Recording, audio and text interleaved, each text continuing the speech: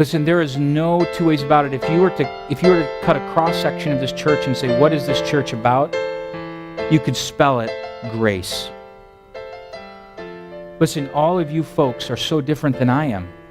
And I'm different than so many of you folks. We have a lot of differences, but there's one thing that should be similar across this entire spectrum of people. And that is we should all exude grace. It should be a unilateral expression of all Christians in this world.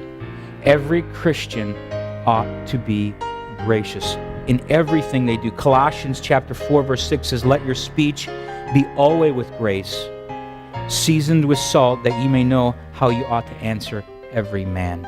Everything you say ought to be gracious. Did you know that you can rebuke with grace? Did you know that?